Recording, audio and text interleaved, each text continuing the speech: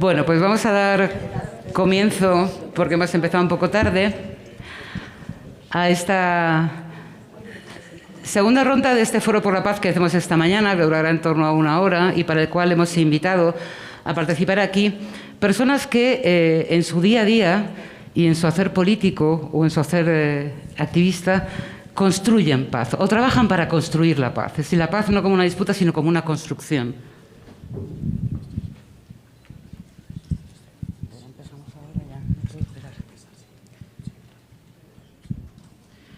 Vale, me dicen que espere un segundo para empezar a transmitir el streaming, así que yo voy a hacer la introducción, que eso es lo que menos importa, y luego os daré la palabra un poco a vosotros, ¿no? La buena noticia, como todo, es que a pesar de que en los medios de comunicación y en la cultura dominante las palabras violentas, las palabras alarmistas, la idea de la construcción de un enemigo, de un otro a quien odiar, son a veces hegemónicas y también lo son en parte de la academia, hay una realidad distinta que está ganando espacios y que está disputando la construcción de paz y disputas en todo el planeta. Y lo hace, yo creo, en torno, y voy a poner en valor, a la mayor movilización de la historia de la humanidad en solidaridad con un pueblo que sufre, que ha sido la solidaridad y es la solidaridad con el pueblo palestino. Nunca en la historia de la humanidad tanta gente en tantos países ha manifestado de forma activa su solidaridad con el sufrimiento. Desde Tailandia a Groenlandia a Ushuaia, en cada uno de vuestros países, cada día, cada semana, en pueblos pequeños hay gente que se manifiesta, pinta, habla a favor de la gente que está sufriendo un genocidio. Hay personas que están construyendo paz, personas que están discutiendo las formas alternativas de seguridad frente a el dominio no solo imperialista, sino además de extrema derecha, que está criminalizando, estigmatizando a los inmigrantes, a las personas racializadas como alguien peligroso o alguien de cuya, en Europa se dice mucho, hay una vinculación entre inmigración e inseguridad que lidera la extrema derecha. No hay ni un dato que sostenga eso, es todo falso, todo mentira, y sin embargo hay muchísima gente trabajando con esas comunidades y con esa gente, frente a esos delirios del imperio que decía Etilio, que se expresan en una frase que yo leí hace poco en el Financial Times, en el que uno de los grandes asesores del Financial Times va y dice: Europa tiene que deconstruir su estado de bienestar para construir un estado de guerra. Lo dicen abiertamente, sin vergüenza, sin ningún dato. Es una orden militar la que nos están dando y frente a eso mucha gente dice que no. Una de ellas, y vamos a empezar ya la charla, ¿podemos ya? Es con el caso de México. Tenemos aquí a Elvira Concheiro, de México, que quisiera que nos hablara, que eso es de la Secretariado de Igualdad de la Secretaría de las Mujeres de México, que nos hablara de una iniciativa que está calando mucho entre las personas que luchamos por la paz, que es la iniciativa Sembrando Vida, que el gobierno de la presidenta está implementando en México y fuera de México. Y nos sorprendimos en el G20 con la maravillosa presidenta de México proponiendo a todos los países del G20 que destinaran el 1% del gasto militar a la mayor reforestación del planeta. Una idea perfectamente factible, además de hermosa, necesaria, útil y bella, ¿no? Y que hemos invitado a Elvira y queríamos empezar con México para que hablara precisamente de este proyecto, de Sembrando Vida, de tu experiencia personal y de qué ideas crees tú que pueden ser compartidas con otros y con otros a partir de la experiencia mexicana para avanzar en esa construcción. Así que cuando quieras, por favor, durante 10 minutos tienes la palabra. Muchísimas gracias. La verdad es que me es un enorme gusto estar esta mañana aquí, después de escuchar a un querido amigo y a la compañera colombiana. En efecto, cuando me propusieron hablar de Sembrando Vida en una mesa de construcción de paz, dije nunca más atinado, porque el proyecto Sembrando Vida nace de una política que expresa, y fue muy atacado por esa razón, el presidente López Obrador, desde 2018 que tomó las riendas del gobierno, por considerar que lo que estaba ocurriendo era una guerra social en México, que lejos de tener algún resultado frente a la delincuencia organizada,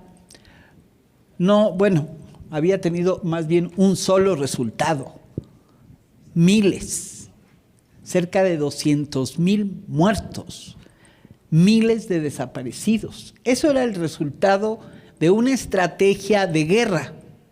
El gobierno anterior había, desde Calderón en 2006, había declarado la guerra al narcotráfico.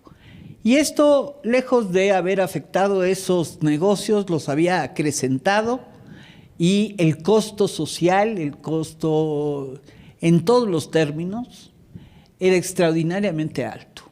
Frente a esto, el gobierno de la Cuarta Transformación planteó que había que atacar las causas y combatir la impunidad.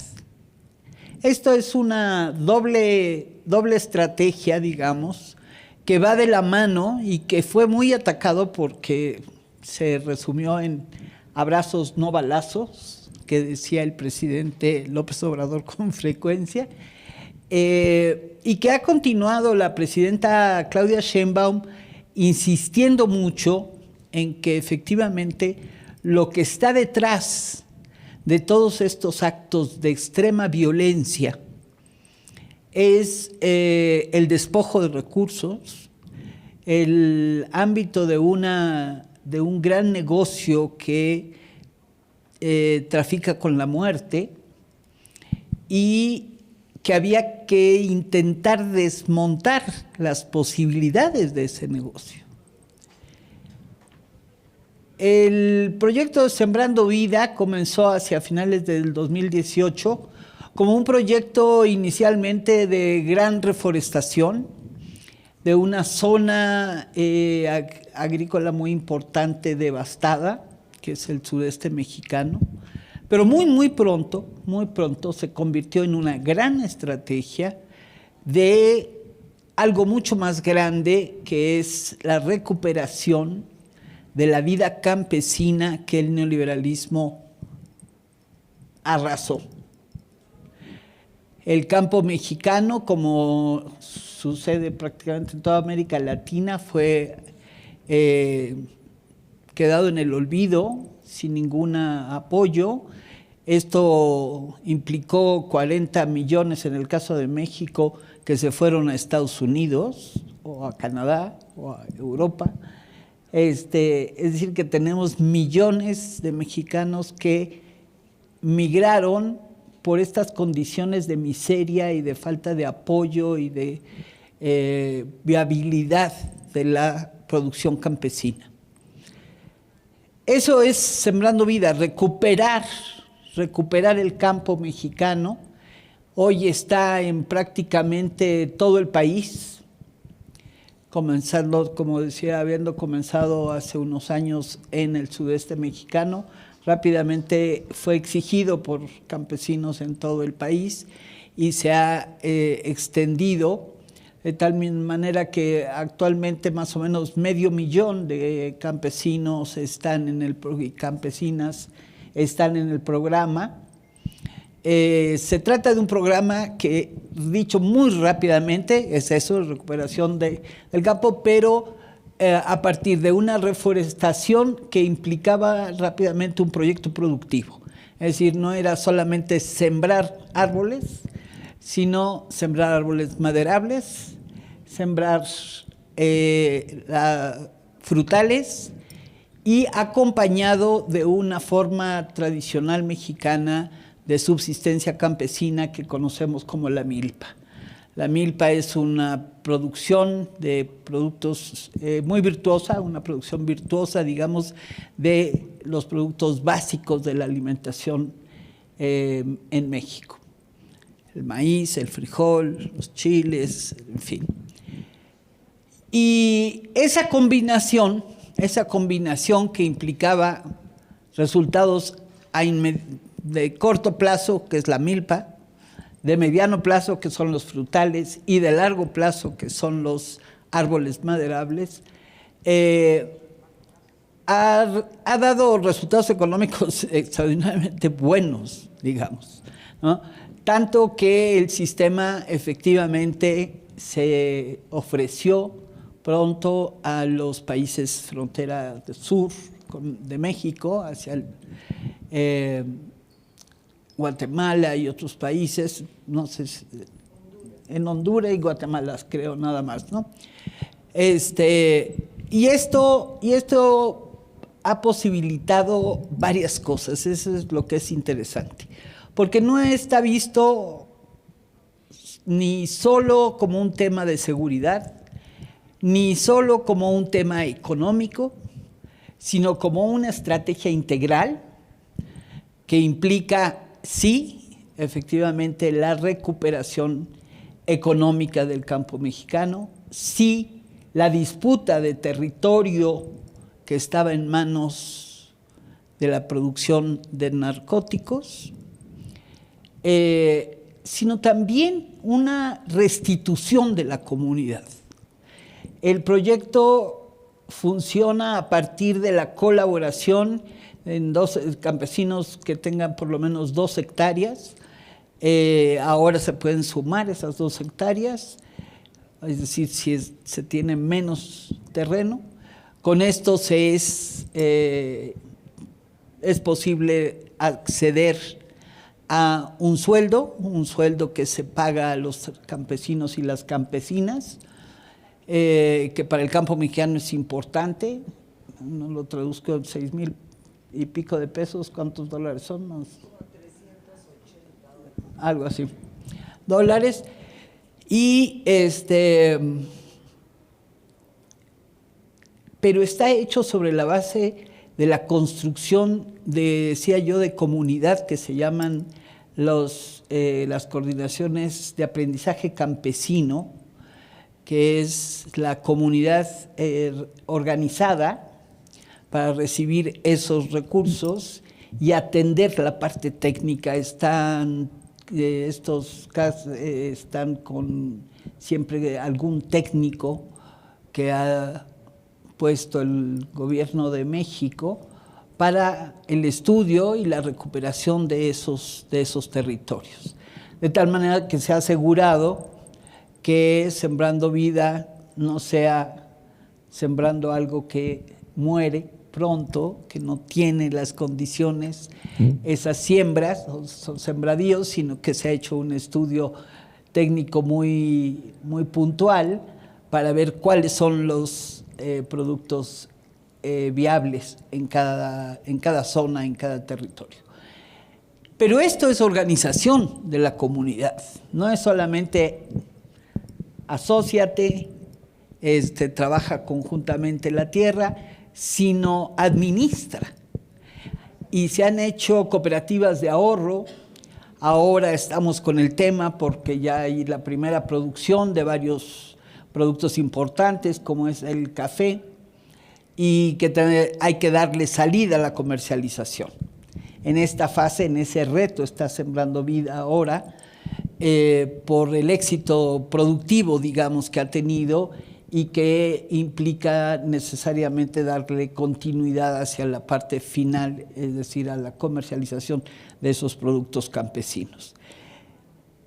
Yo quiero poner el énfasis en esta idea de comunidad que México tiene tradición, como varios países de América Latina, gracias a sus pueblos originarios, pero que en el campesino o en ciertos sectores campesinos de México había desaparecido con el neoliberalismo. No solamente ese empobrecimiento, sino esas competencias que llevaban a sectores muy importantes pues, a ser sujetos de la delincuencia. Esta visión de que estas formas comunitarias, apostando a esta cultura que la sustenta, una cultura ancestral, que tiene una serie de principios de solidaridad, implica integrar diversos saberes. Esto es lo que posibilita la paz en nuestros territorios. Efectivamente, y en el gobierno de Claudia Sheinbaum tenemos una actuación muy fuerte, porque se acrecentó estos primeros meses de su gobierno la actuación delincuencial, miles de presos por estar en acciones delictivas del narcotráfico, pero la apuesta principal sigue siendo esta. Y ahora, y con eso termino, porque estoy efectivamente ahora desde la Secretaría de las Mujeres, implica atender, decía el gobierno anterior, a los más pobres, lo sigue diciendo Claudia Sheinbaum, pero nosotros lo traducimos en las más pobres por el bien de todos. Porque resulta que en México, como en todas nuestras sociedades, de los pobres, las más pobres son mujeres. Y Sembrando Vida tiene también ese componente. La propiedad de la tierra ha sido esquilmada a las mujeres.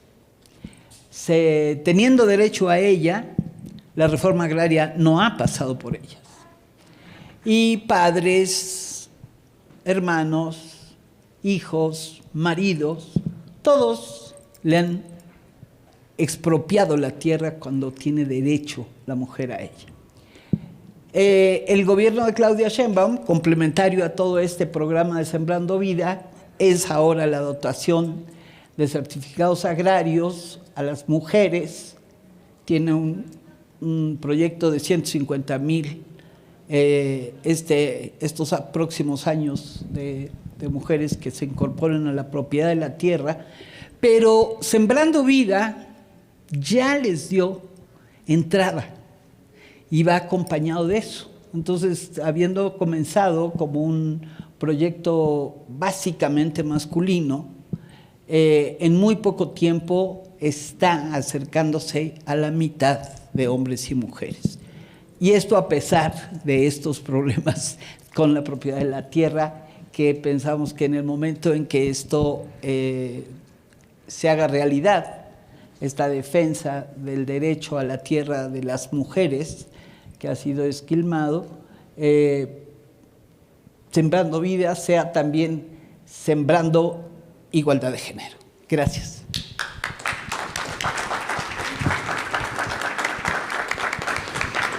Me encantó la propuesta desde que la leí, Sembrando Vida. Me parece que es, ¿cómo era? Pensar bonito, mirar bonito, hablar bonito, ¿no? Una manera una contranarrativa perfecta al belicismo que estamos viendo. Y precisamente de mujeres es de lo que vamos a hablar ahora. Nos vamos a ir a Guatemala, pues tenemos el lujo de tener aquí con nosotros a Ana Silvia Monzón.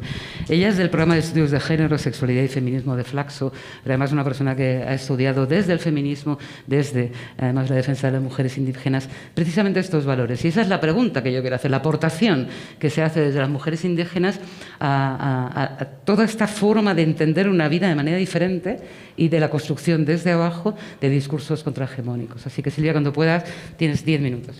Muchas gracias. Pues buenos días y muchas gracias por estar acá. Efectivamente, pues yo voy a hablar de los aportes de las mujeres desde mi condición de mujer mestiza. Yo vengo de Guatemala y cuando empecé a pensar en este momento, pues tengo algo aquí escrito, pero seguramente no me voy a atender totalmente a esto, porque ahora me pregunto, ¿no? Cuando hablamos de paz, ¿es porque hay guerra, o porque ha habido guerra, o está habiendo guerra?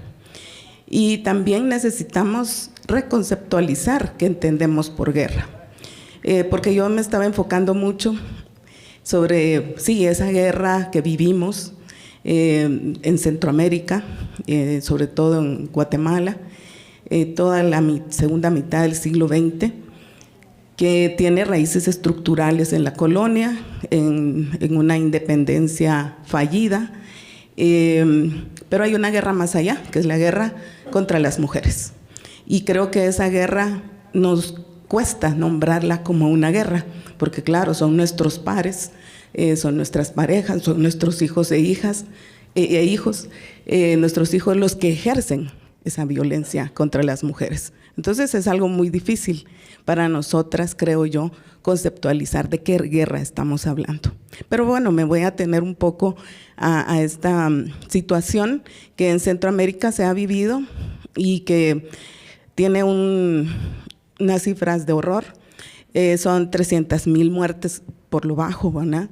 Desde el conflicto armado, que es otra manera elegante de llamarle a la guerra, que también ha generado polémica en nuestra región, que empezó precisamente con el momento más contemporáneo, con la invasión de Estados Unidos a Guatemala en 1954. Desde ese momento, desde mi perspectiva, no todo el mundo la comparte, pero desde ese momento empezó la guerra, porque fue un hecho muy violento, que cortó de tajo una revolución que se había instalado hacía apenas 10 años y que cortó las posibilidades hasta el día de hoy de ese desarrollo autónomo que la sociedad guatemalteca estaba viviendo.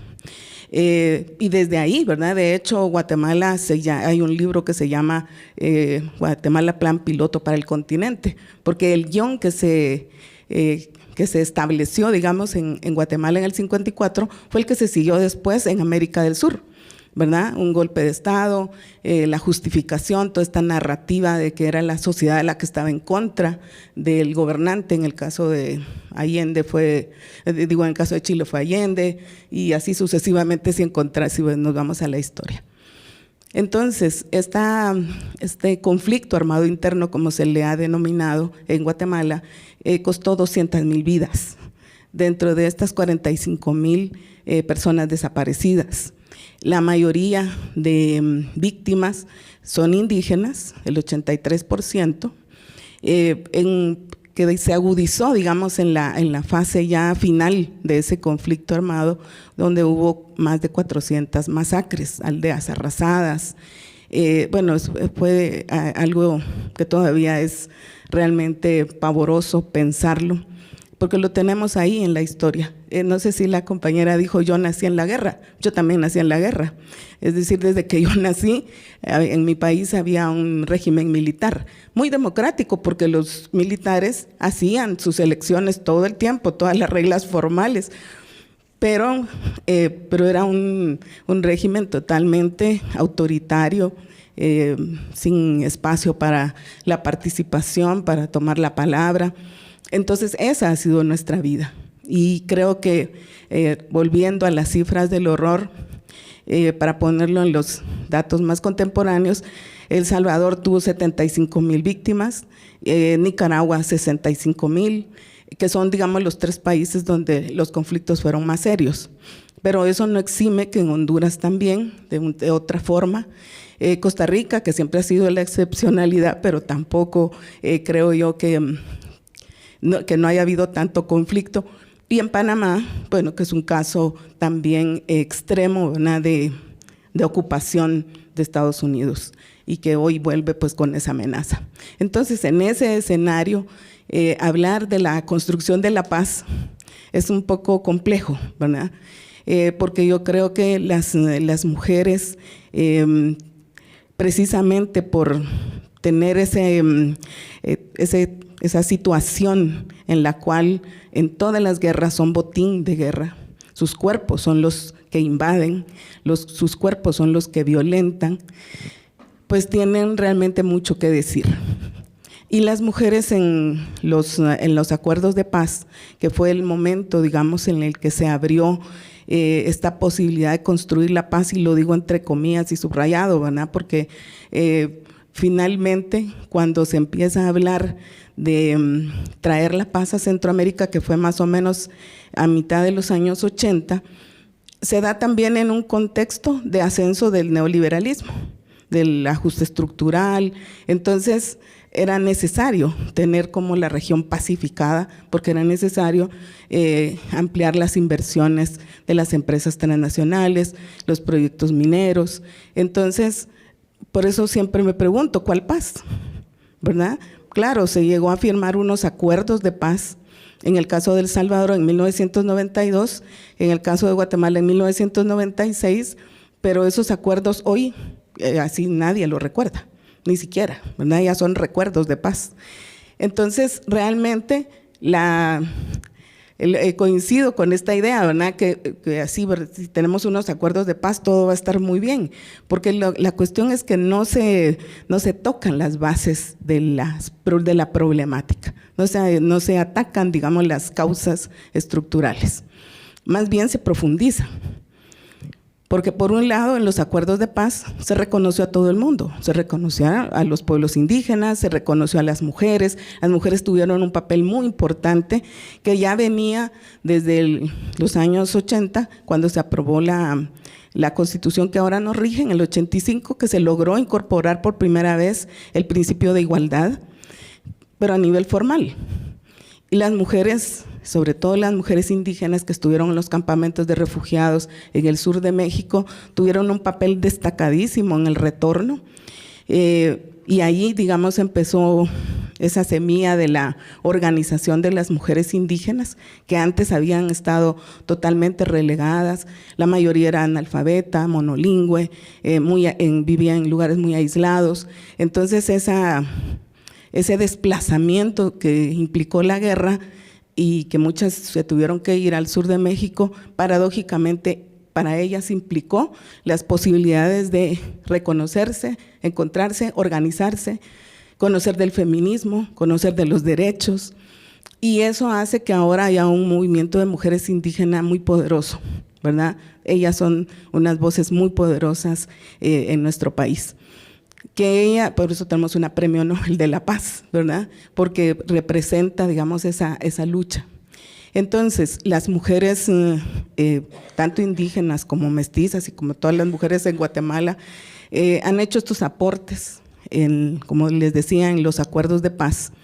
De hecho, esa experiencia de las mujeres aportando a esa agenda que se incluyó ahí, sirvió después para aprobar la resolución 1325 del Consejo de Seguridad de Naciones Unidas, porque el caso de Guatemala y lo que las mujeres aportaron en esa discusión evidenció algo que ahora nos parece obvio: la guerra no la sufren igual las mujeres que los hombres.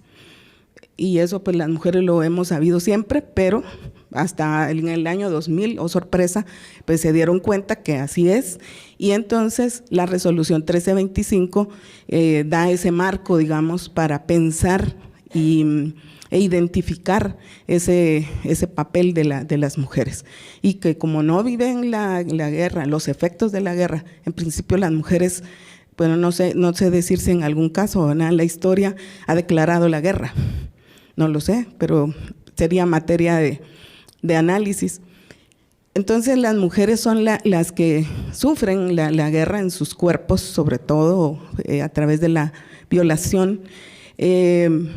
Sufren porque son las madres de quienes están en contienda, sufren porque son las madres de esos niños y niñas que, como ahora en Palestina, están siendo las víctimas. Bueno, eso yo no encuentro ninguna palabra para nombrarlo, es tan terrible. Entonces, las mujeres en ese proceso son las que empiezan a construir esos espacios para el retorno, desde la resiliencia, para recuperar la cotidianidad, para llegar a lugares inhóspitos, ¿verdad? Porque se tuvieron que ir de donde vivían y regresar a lugares que a veces ni siquiera eran del clima donde ellas pertenecían. Y lo han hecho, y han construido otros hogares, y han construido esa cotidianidad. Y también creo que es muy importante destacar en esta construcción de la paz que han mantenido la memoria histórica viva. Son ellas las que primero se organizaron para la búsqueda de desaparecidos, siguiendo a las madres de Plaza de Mayo de Argentina, a todos los movimientos de familiares de desaparecidos. Son ellas las que estuvieron en las calles cuando estaban todavía los militares en el poder. Son ellas las que construyen estos espacios de encuentro y de lucha, que después se convirtió en lo que ahora se llama justicia transicional. Son ellas las que, remontando muchísimas situaciones, han venido participando en los juicios emblemáticos desde el 2013, cuando un tribunal que estaba compuesto sobre todo por mujeres, con una fiscal que era mujer, llevaron a los militares y especialmente al general Ríos Montt, que fue pues el autor de muchas de estas masacres entre el 1981 y 1983, lo llevaron a la justicia. Son ellas, en su mayoría, las que han sostenido, digamos, esa demanda, que ganaron ese juicio histórico, que volvieron a, cuando la Corte de Constitucionalidad lo sesgó en un acto de, como siempre, ¿verdad?, para apoyar a las élites y que se cambiara la narrativa porque no les conviene hasta el día de hoy esta historia en la cual salen muy mal librados, ¿verdad?, porque son ellos, son estas élites las que han sostenido el sistema en nuestro país. Muy bien. Entonces, la construcción de la paz está en las manos de las mujeres, está en la palabra de las mujeres, está en esa convicción y esa necesidad de encontrar ahí sí que la armonía. Entonces me parece que el papel de las mujeres en la construcción de la paz es vital. Y solo para concluir, hablaba de este juicio emblemático del 2013, luego hubo otro emblemático en el 2016, que es el caso Sepur Zarco, de un grupo de mujeres indígenas quechí del norte del país, que por primera vez ganaron un juicio contra comisionados militares por violencia sexual en la guerra. Y la semana pasada, las mujeres achí, que son también del norte del país, ganaron otro juicio que también es emblemático en ese sentido. Entonces creo que las mujeres, y sobre todo las mujeres indígenas, han llevado este recorrido a partir de su palabra, de su sentir, como estamos con Orlando Fals, ¿verdad?, borda de el sentipensar. Por supuesto, las mujeres sentipensamos, y en estos espacios donde se habla de la guerra y de la paz, la palabra de las mujeres no puede faltar. Entonces es eso, es su palabra, es su convicción, es su fuerza, porque tiene que haber mucha fuerza para sentarte aquí y ver al que te violentó. Es muy duro. Y luego también la organización, la movilización y el persistir, porque son décadas que se llevar a un juicio, ¿verdad?, que cualquiera puede ver, bueno, pues un juicio es una cuestión muy formal, pero implica muchísimo, implica mucha vida, mucha energía, y estas mujeres nos dan ese ejemplo. Entonces creo que son vitales las mujeres en la construcción de la paz, y que ojalá no tuviéramos que hablar de eso, porque siempre que hablamos de construir la paz implica que hay guerra. Gracias.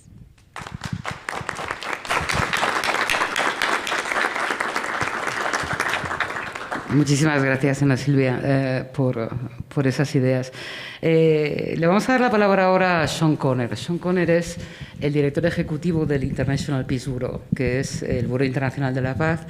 Es una de las organizaciones más antiguas y más grandes del planeta Tierra, que viene defendiendo la paz desde conceptos diferentes, que ahora más que nunca, y con Sean, que además es amigo mío, toca recorrer el mundo para volver a revitalizar. Entender esas cosas, recontextualizar la guerra, entender que hay otras formas de relaciones sociales, y es algo de lo que su instituto, que les recomiendo que visiten la página web, que vean su concepto de seguridad común y compartida, cómo hay otras formas de entender la seguridad humana, que la organización que él dirige disemina por todo el mundo, y por eso le hemos invitado para que nos lo cuente. Sean, cuando quieras. ¿Cuántos minutos? 10, 15 minutos, no más. Dale el micrófono. Para 25, así que voy a cortar un poco. ¿El micrófono está por ahí? Sí, está aquí. Bueno, primero darle las gracias a la última sesión y lo que dijo Atilio, el profesor porque me hizo mucho el trabajo de lo que iba a decir y me lo hace más fácil. Y gracias a todas las mujeres aquí conmigo en la tarima por todas sus perspectivas muy importantes. Bueno, voy cortando un poco porque escribí demasiado aquí. La situación ya tenemos un poco pintado, pero voy a agregar un par de cosas extras que decir. Primero, las figuras sobre el gasto militar mundial actual.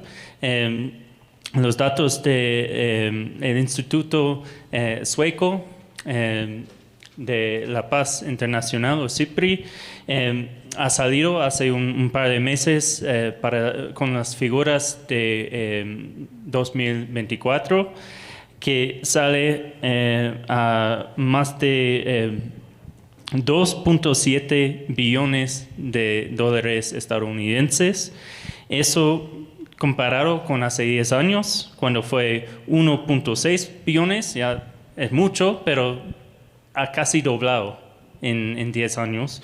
Y ese es dinero que ya no tenemos para las prioridades que realmente necesitamos en nuestras sociedades.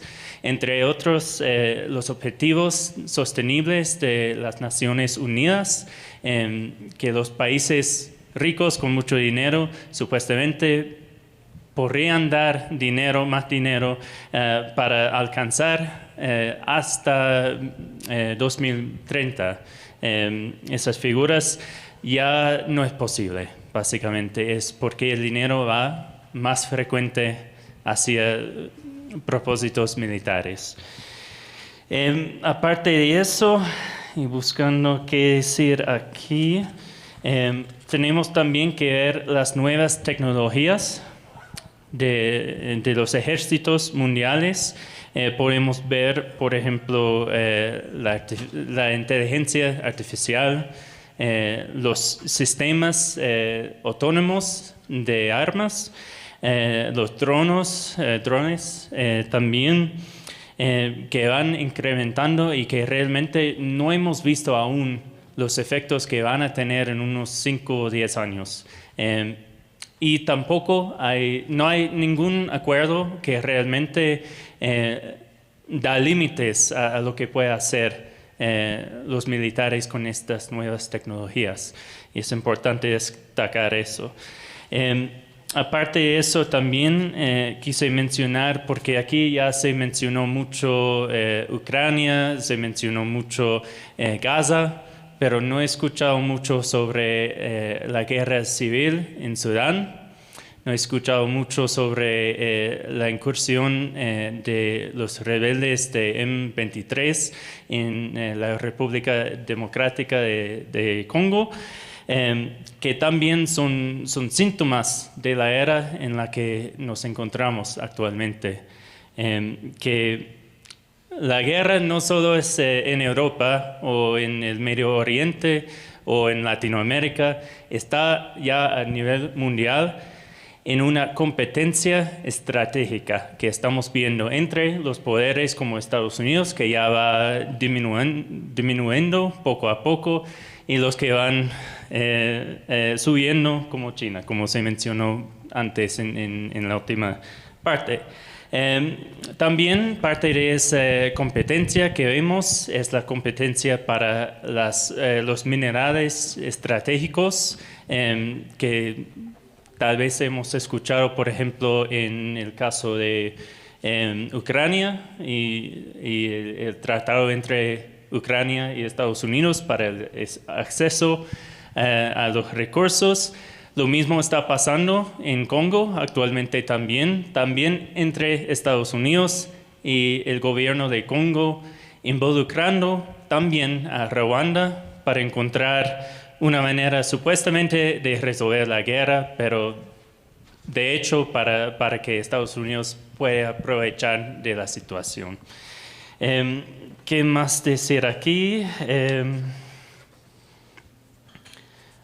Bueno, las armas nucleares creo que tampoco se habían mencionado hasta ahora. Es muy importante no olvidar que esas armas tienen la capacidad de destruir el planeta en minutos, básicamente. Lo que hace un mes vimos entre la India y el Pakistán, hay estudios que se han hecho de lo que pasaría aún con una guerra nuclear limitado, supuestamente.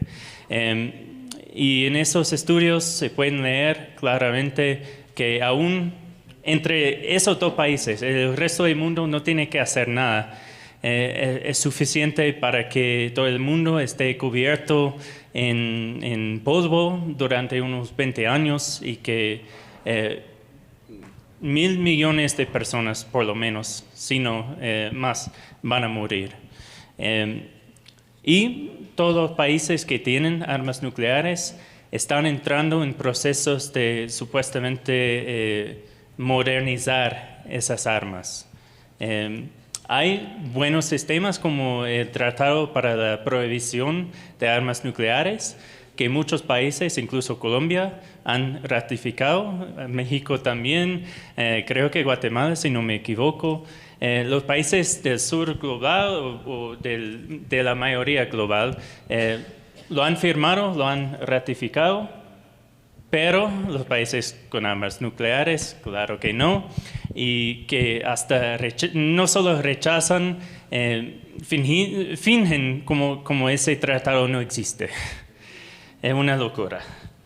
Y bueno, mientras seguimos en el cambio de la orden mundial, esa competencia va a crecer y el chance del uso de estas armas también va a crecer.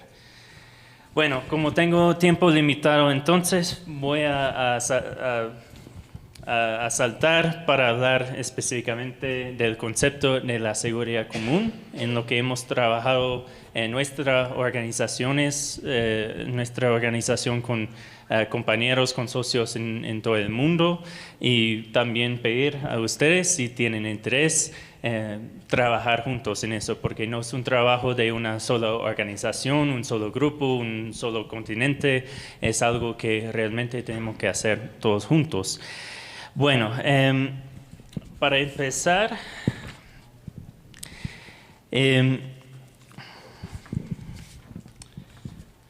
no es un concepto nuevo.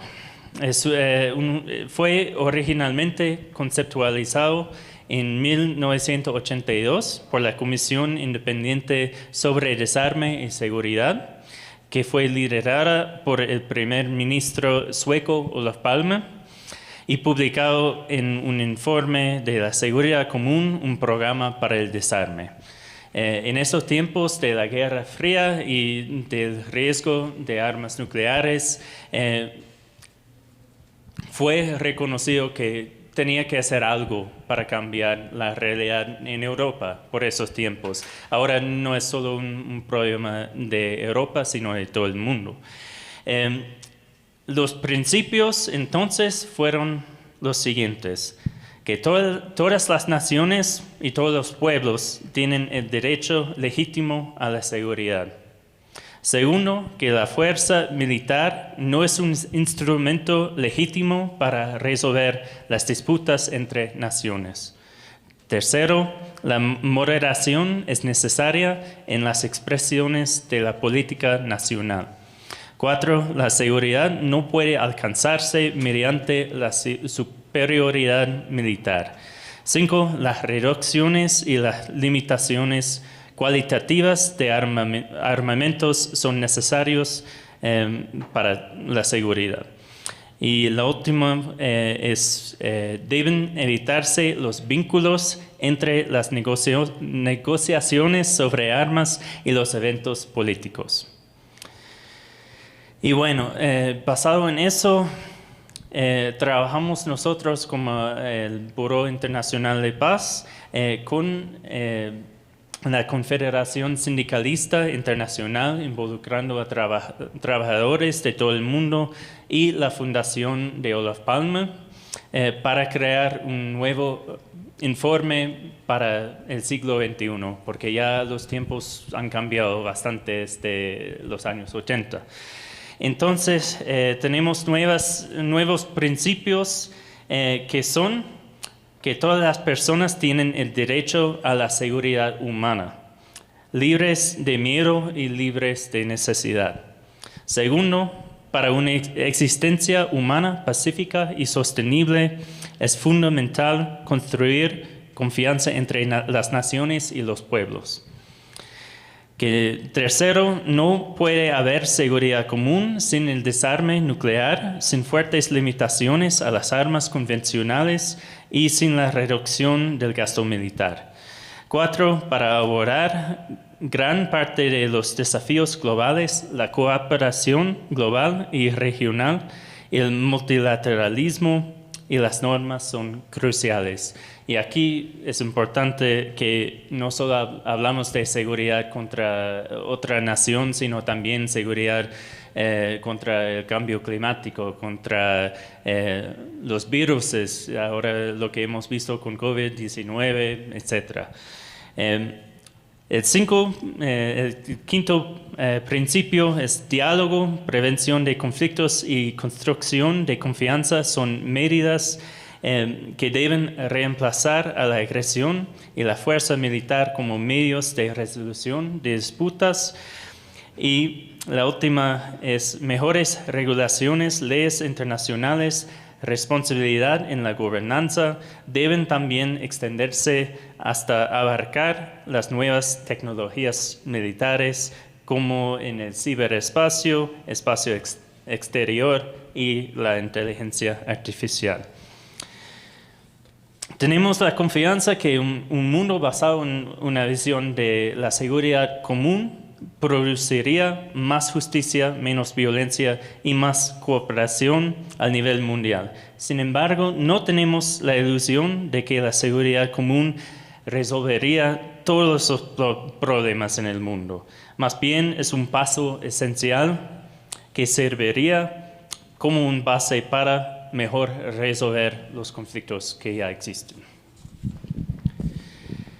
Incluimos en el informe recomendaciones divididas en 4 categorías, incluso el fortalecimiento de la arquitectura global para la paz, la creación de un nuevo dividendo de la paz para el desarme y el desarrollo, la revitalización del control y el desarme de las armas nucleares y la regulación de nuevas tecnologías militares y armas en el espacio exterior.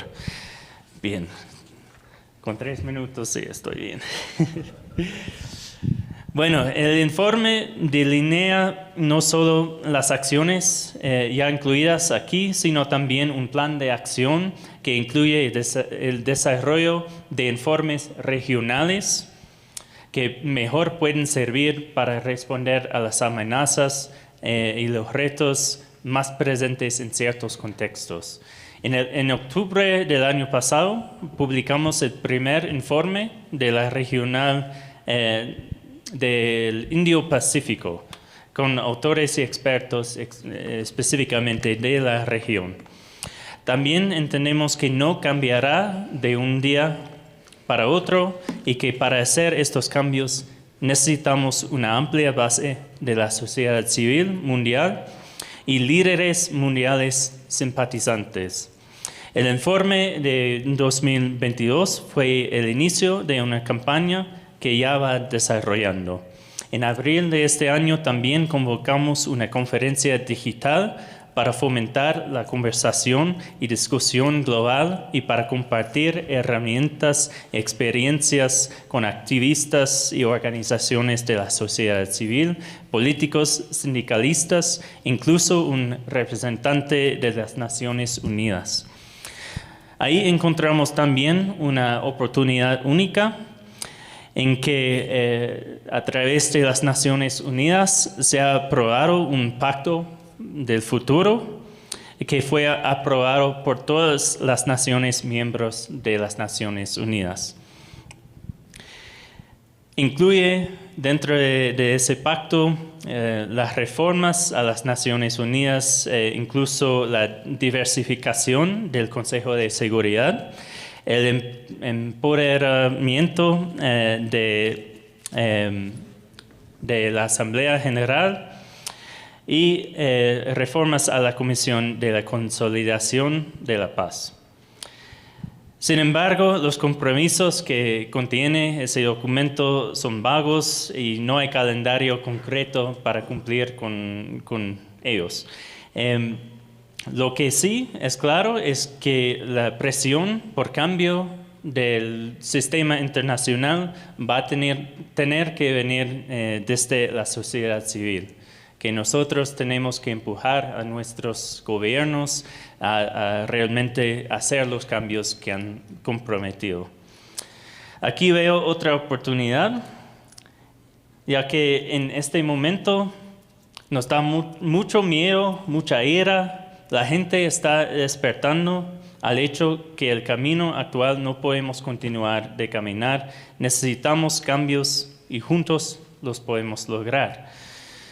Y por supuesto aquí en Latinoamérica, en el Caribe, ya están muchos avances.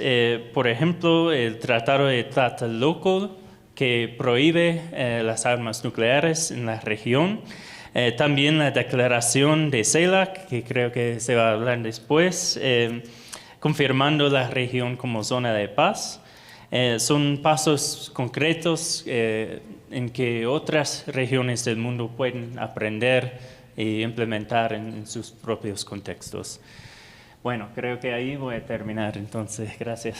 Muchas gracias, Sean. Una de esas palabras bonitas vinculadas a la defensa de la paz es ese concepto de seguridad humana que se basa en la idea de libres de miedo, libres de necesidad. Para que la paz se produzca, cada ser humano tiene que vivir en libertad sin miedo y sin necesidades. Me parece una idea poderosa, unida a Sembrando Vida, de la que hablábamos antes.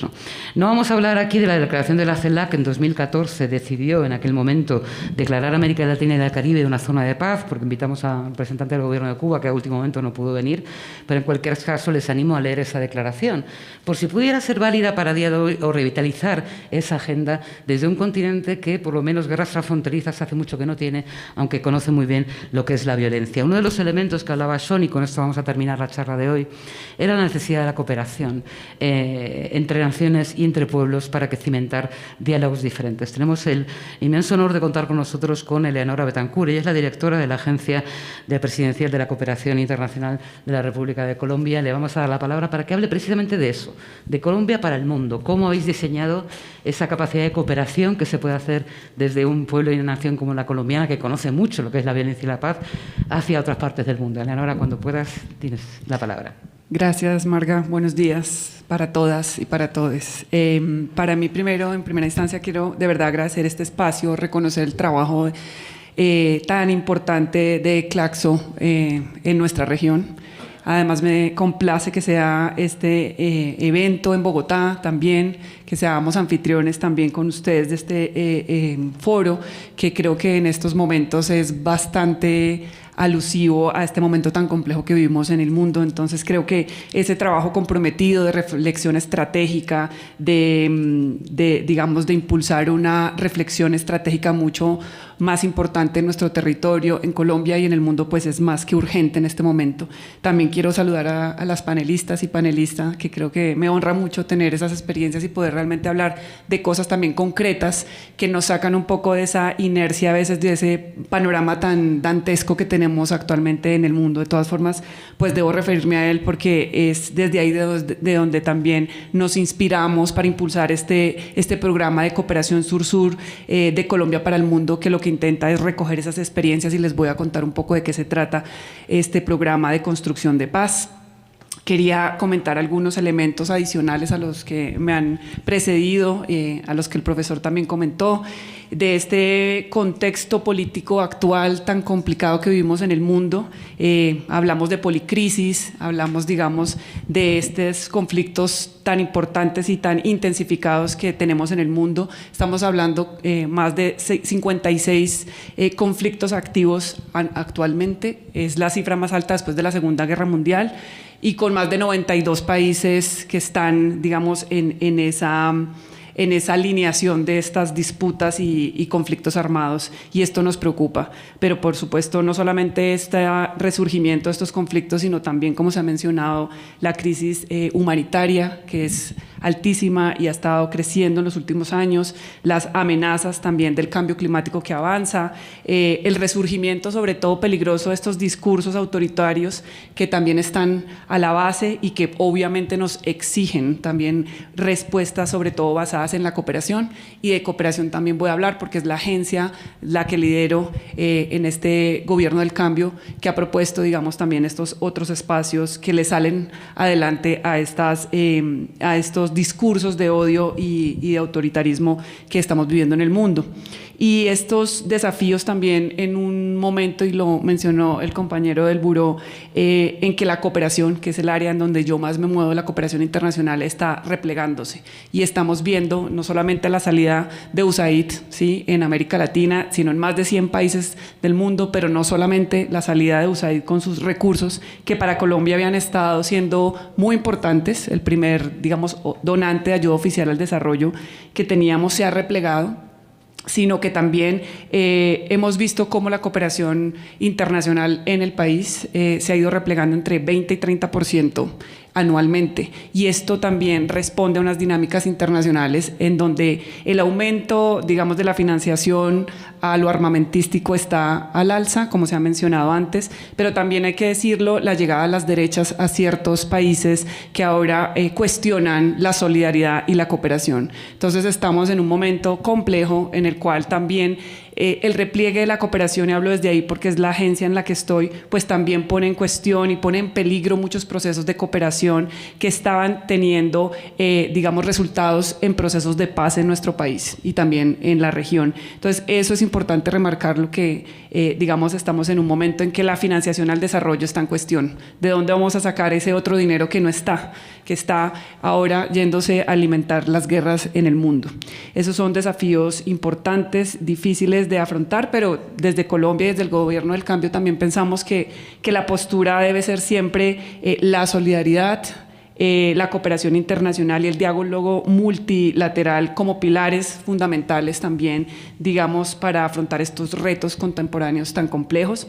Creemos profundamente que la solidaridad, la justicia social son esos principios inquebrantables también de nuestro accionar, de la acción estatal. Y es difícil hablar desde el Estado cuando hemos estado, la mayoría de los que estamos trabajando ahora en el gobierno, en procesos sociales, pero es la parte que ahora nos corresponde y la responsabilidad que hemos asumido, y eso pues es bastante en un país que, como ustedes saben, y seguramente los que son colombianos en esta sala saben, que venimos de un pasado muy complejo, que somos un país que ha tenido unas consecuencias enormes de un conflicto armado excesivamente prolongado, con unas raíces históricas y estructurales profundas. Estamos hablando de un país desigual, en un continente desigual, pero Colombia es el más desigual dentro de los desiguales, y eso es preocupante, con violencias estructurales profundas, más de 60 años digamos, de confrontación y de violencia. Pero yo quiero poner un poco aquí la nota también de poder llevar un poco de esperanza a este panorama, y por eso queríamos también presentar este proyecto y este programa de cooperación sur-sur para el mundo, porque sabemos también que este país tiene, digamos, un acervo, tiene una capacidad ganada en todos estos procesos de paz que ha hecho durante su historia, sus guerras y su paz. Y de alguna forma esto es lo que lo queríamos poner sobre la mesa, poder poner ese conocimiento a disposición del mundo, Por eso creamos este programa, porque obviamente, como he mencionado, somos campeones, como dicen por ahí, champions en inglés, en la región de poder pilotear procesos de paz. No por nada hemos estado intentando con más, con menos, con aciertos, con desaciertos, más de 12 procesos de paz. Y eso nos deja, digamos, con un acervo enorme de lo que significa esa construcción de la paz en nuestro país. En ese sentido, por supuesto, en esos procesos de intentos de paz hemos llegado a buen término, en algunos casos, con algunos grupos, con algunos otros no, hemos podido materializar acuerdos de paz, avanzar en desmovilizaciones también, y por supuesto no hemos llegado a buen puerto en algunos otros. Y por supuesto esto lo que ha hecho también es que nos ha permitido ganar unas experiencias y también, yo creo, fortalecer una sociedad en el país que siempre sigue luchando por esa construcción de la paz. Entonces, esos son algunos de esas, digamos, vamos a decir, lecciones aprendidas, y algo de eso voy a compartir un poco más adelante con todos ustedes. En esa historia también, y para entrar a hablar un poco del programa, creo que hay 2 hitos importantes, que los que son colombianos aquí, los que no son colombianos, pero sé que han estudiado nuestra historia, y aquí entre el público veo, y no voy a nombrar personas con nombre propio, pero hay personas que han estado en primera línea de esa historia política de nuestro país, que han incluso estado en primera línea de esa, por ejemplo, ese hito que fue la Asamblea Nacional Constituyente en el 91, en donde ahí, digamos, la participación política de grupos que firmaron la paz se hicieron presentes en ese proceso, y ese proceso nos dejó lecciones tan importantes que demostraron también que es posible sustituir las armas, por supuesto, por mecanismos democráticos y de liberación política. Esos son aprendizajes que este país tiene, y también tenemos muchos otros, como también ustedes sabrán, con la última firma del Acuerdo de Paz en el 2016, con las FARC y EP, que también nos deja, digamos, unas lecciones aprendidas y unos desafíos que aún todavía estamos tramitando como sociedad. Y entonces ahora un poco para hablar, digamos, también de lo que nos queda de esos aprendizajes, por supuesto, algunos de esos resultados de esos procesos tienen que ver con nuevas instituciones. O sea, el haber firmado acuerdos de paz, el haber estado en estos procesos, digamos, durante los últimos 30 años de este país, pues nos ha dejado principalmente entre esas lecciones y esos acervos una institucionalidad fuerte, que es muchas veces la que otros países, y les voy a compartir, nos han estado preguntando. ¿Cuál es esa arquitectura que ustedes han hecho para la paz? ¿De qué se trata? ¿Cómo funciona? Y obviamente también nos ha dejado una movilización social importante, que ha construido, por supuesto, debates y democráticos y avances en derechos que todavía estamos recogiendo y procesando. Y sobre todo también nos ha dejado, digamos, el acervo de las víctimas del conflicto armado, que también son una parte importante que para cualquier proceso de paz y para la construcción de la paz siempre se debe tener como un pilar fundamental. Quiero también mencionar del programa, ya para entrar un poco a contarles qué es lo que nos inspiró a construir este programa de construcción de paz de cooperación sur-sur. Yo estoy en una agencia que básicamente transversalmente impulsa los temas de cooperación transversal. Sin embargo, desde la llegada, digamos, a este gobierno nos planteamos que la cooperación sur-sur debe ser una cooperación horizontal, que tenemos que salir de esa dependencia también y de esa cooperación un poco que no respeta la horizontalidad, sino que está verticalizada, y desde ahí nos empezamos a pensar cuál podría ser uno de esos temas que son pilares para compartir dentro del sur global, y pensamos que la paz era uno de ellos. Por eso lo que hicimos fue empezar un diálogo profundo con las instituciones que hacen parte de esa arquitectura para la paz, y ahí estamos hablando de muchas, como son, por ejemplo, la JEP o la Agencia Nacional de Tierras, o estamos hablando de la Agencia para la Reincorporación o la Unidad para las Víctimas, algunos ministerios, todos ellos con un acervo y unas rutas, digamos, estratégicas para la consolidación de la paz. Entonces, ese es el primer, digamos, hecho concreto que nos inspiró, y era poder recoger esa oferta institucional también para la paz, porque estábamos viendo desde la agencia que venían de países como Etiopía, como del Congo, como de Nigeria, que venían a preguntarnos cómo lo habíamos hecho, qué lecciones aprendidas teníamos, cómo funcionaba la Justicia Especial para la Paz, cómo funcionaban nuestros centros de memoria histórica, qué papel jugaban las mujeres, digamos, en toda esta arquitectura. De estos temas empezamos a darnos cuenta que podíamos hacer un programa y llamamos ese programa el programa de Colombia para el mundo. Y ese programa lo que quería también era mostrar, digamos, en doble vía, los acervos, digamos, y el conocimiento ganado en todo este tiempo de negociación, en todo este tiempo de impulsar una cultura de paz en nuestras instituciones, pero no solamente en las instituciones, sino de la sociedad civil. Por eso, digamos, también están vinculados dentro del programa firmantes del Acuerdo de Paz, instituciones que hacen parte del Acuerdo de Paz en ese escenario. Y en ese sentido, compartirles que, digamos, el programa tiene también a la base como este espíritu irrenunciable a que la paz es un camino que debemos construir todos y que la violencia no está, digamos, en el centro del debate político, ni puede estarlo. Y lo traigo a colación un poco y hago un paréntesis para decir que los hechos dolorosos que hemos vivido estos días, no sé si todos están un poco al tanto, pero hemos tenido un episodio hace 2 días muy, muy doloroso sobre un candidato, un líder político de este país que tuvo un atentado. Y eso nos recuerda y nos vuelve a dar una alerta roja sobre lo que significa en este país la construcción de la paz y no volver a estos ciclos de violencia tremendos que hemos vivido en el pasado. Entonces, es sacar de la política la violencia y creo que este escenario también era un buen escenario para recordarnos que la paz no es una cosa ganada y que tampoco es un camino lineal, es más bien culebrero, diría yo, y por eso el esfuerzo y el compromiso del Gobierno del Cambio también para seguir digamos, con la disposición total de que efectivamente tenemos que confrontar todos estos retos que nos demanda este momento actual, que no es un tema del pasado, que seguimos con unos retos muy importantes en el país. Y volviendo un poco al programa y al espíritu, digamos, de poder valorar esos aprendizajes de este país, pues contarles que hemos tenido el interés de países como Nigeria, Filipinas, Camerún, la República Democrática del Congo, que se acercaron en esa idea de poder conocer nuestras experiencias.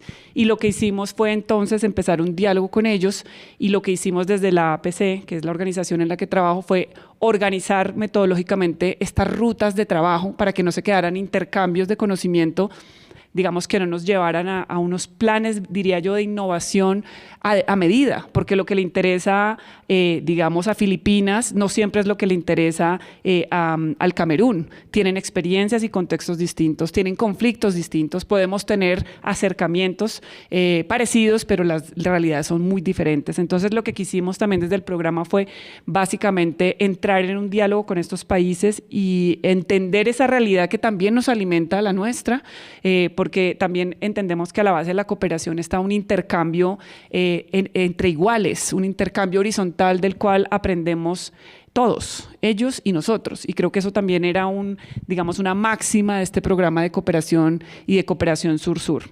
Entonces, estos proyectos y este programa que es bebé, pero que lo lanzamos el año pasado incluso en África y ya tenemos un recorrido, ya varias entidades de Nigeria, Filipinas, Camerún y República Democrática del Congo vinieron a Colombia a conocer nuestras instituciones, a viajar al territorio, porque también pensamos que eso era un elemento muy importante de este programa y era que estos países y las entidades que allí están detrás de estos países y las nuestras que hacen parte de la arquitectura para la paz pudieran mostrar e ir a los territorios donde están estos proyectos, estos programas de la paz en los territorios. Entonces, esto fue bastante vivencial y creo que abonó mucho digamos, a valorar lo que el país ha hecho también en estos ámbitos y que otros países reconocen. Y creo que hay otro desafío y es que nuestro país mismo reconozca que hemos hecho unos avances tan importantes, que hemos luchado desde la sociedad civil, desde los pueblos indígenas, desde las mujeres, desde las colectividades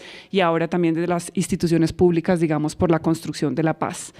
Entonces, esta experiencia ha sido muy bien recibida. Digamos, estamos teniendo una demanda enorme de otros países que quieren participar. Y también quiero decir que es inédito que un país invierta en esto. O sea, hemos visto esfuerzos en construcción de paz de Naciones Unidas, ¿sí? De organizaciones, obviamente, que han puesto dinero ahí, pero muchos países, y incluso Naciones Unidas nos ha dicho que un país cree un programa y que le ponga recursos, porque le estamos poniendo recursos para hacer viable estos intercambios de conocimiento, es inédito. Y yo también pienso que esto es una apuesta importante de este gobierno, porque lo que queremos también es devolver la contribución que la cooperación internacional ha hecho en este país, porque debo decir que la cooperación incluso ha estado en procesos de paz y aportándole a la paz cuando incluso el Estado colombiano no ha estado presente en esos territorios. Y creo que hay una inversión importante que se ha hecho, y esta es una forma también de devolver, digamos, al mundo el conocimiento que este país ha tenido, una forma solidaria de entender la cooperación sur-sur como un mecanismo vital para poder, digamos, superar las violencias y sobre todo tener un intercambio, digamos, mucho más horizontal con los pueblos del sur global. Estas experiencias entonces pues nos enriquecen. Solo para poner un ejemplo, por ejemplo, Camerún en este momento tiene una estrategia nacional de desmovilización, de desarme y reincorporación. Esa estrategia la está haciendo y está siendo guiada por nuestras instituciones que son la Agencia de Normalización y Reincorporación o la Oficina del Alto Comisionado para la Paz, por poner algunos ejemplos concretos. O en el caso de Nigeria, por ejemplo, sabemos que ya ellos están haciendo y tomando de nuestro modelo colombiano los centros regionales de atención a las víctimas y también metodologías de alertas tempranas de la Defensoría del Pueblo, que son buenas prácticas que nosotros tenemos en nuestra institucionalidad. Esos son dos elementos importantes, pero el programa es mucho mayor, y la buena noticia es que ahora incluso hay cooperantes que se están animando a dar recursos adicionales a los que nosotros estamos poniendo. Y la buena noticia es que vamos a abrir ya una segunda ruta que tiene que ver con el aporte de las mujeres en la construcción de la paz. Entonces, ese es una nueva ruta de trabajo que vamos a tener. Ya tenemos también varios países con las manos alzadas de África, de Asia, de América Latina, que quieren estar dentro de nuestro programa, que quieren compartir con nosotros, y nosotros realmente con toda la apertura para poder compartir y sobre todo poner en valor el conocimiento, el aporte que las mujeres hemos hecho en la construcción de la paz. Como aquí mencionaba la compañera, hemos sido vitales en esa construcción, en tejer. Creo que los hombres saben mucho de hacer la guerra y nosotros también de construir la paz. Gracias.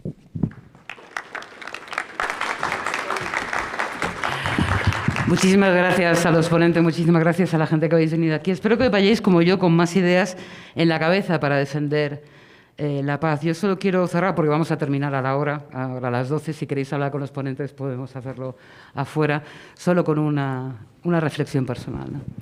Yo creo que los de abajo, las de abajo, los explotadas, las explotados, los oprimidos, los discriminados, las mujeres, la clase trabajadora, la mayoría, que no tenemos ni la capacidad ni la voluntad de ejercer la violencia. Y lo creo firmemente. Creo, además, que hemos desarrollado muchas estrategias para que no nos avasallen, para que los violentos no nos ganen, aunque nos hagan daño, y para que quien lo haga pague por ello. Y creo que son dos estrategias fundamentales. Una es tejer alianzas, que es lo que este foro pretende ayudar. Me voy con ideas, Sean se va con ideas, he tomado nota, de Colombia, de México, otras partes. Tejer alianzas, las mujeres sabemos mucho de ello. Pero lo otro, y es también importante, es la demanda de leyes justas, porque los crímenes tienen que pagarse, el castigo tiene que existir. Yo soy pacifista, pero no tonta, y quiero que quien cometa crímenes pague por ello para que nunca más vuelvan a ocurrir. Con gente como vosotros seguro que será posible. Muchísimas gracias por haber venido a esta foro. Gracias.